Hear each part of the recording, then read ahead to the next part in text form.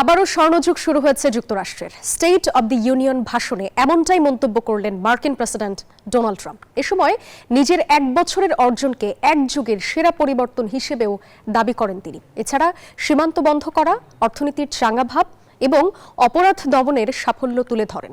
একই সঙ্গে তেহরানের সাথে কূটনৈতিকভাবে সমাধানের ব্যাপারেই বেশি জোর দেন মার্কিন প্রেসিডেন্ট। প্রথমবারের মতো স্টেট অব দ্য ইউনিয়ন ভাষণ দিয়ে নিজের প্রশংসায় পঞ্চমুখ মার্কিন প্রেসিডেন্ট ডোনাল্ড ট্রাম্প। স্থানীয় সময় মঙ্গলবার রাতে মার্কিন কংগ্রেসের নিম্নকক্ষ হিউস্টনে রকিং টেস্টি, সীমানা ছাড়াও নিজেকে হারাও হাউস অব রিপ্রেজেন্টেটিভসে দেওয়া ইতিহাসের দীর্ঘতম ভাষণে নিজের 1 বছরের অর্জনকে স্বর্ণযুগের সঙ্গে তুলনা করেন তিনি। এ সময় ট্রাম্পের সমর্থকরা ইউএসএ স্লোগানে মুখরিত হয়ে ওঠে। দ্বিতীয় মেয়াদের প্রথম স্টেট অব দ্য ইউনিয়নের 1 ঘন্টা 40 মিনিটের ভাষণে সীমান্ত বন্ধ করা, অর্থনীতির চাঙ্গা ভাব এবং অপরাধ দমনের সাফল্য তুলে ধরেন মার্কিন প্রেসিডেন্ট।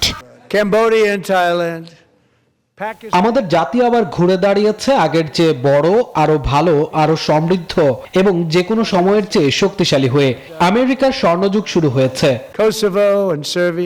এ সময় কর্মসংস্থান, শিল্প উন্নয়ন ও বিনিয়োগ বৃদ্ধিকে তার প্রশাসনের সাফল্য হিসেবে তুলে ধরেন। পাশাপাশি সীমান্ত নিরাপত্তা ও অভিবাসন নীতিতে কঠোর অবস্থানের কথাও পুনর্ব্যক্ত করেন ট্রাম্প। এছাড়া তেহরানের সাথে কূটনৈতিকভাবে সমাধানের ব্যাপারেই বেশি জোর দেন মার্কিন প্রেসিডেন্ট।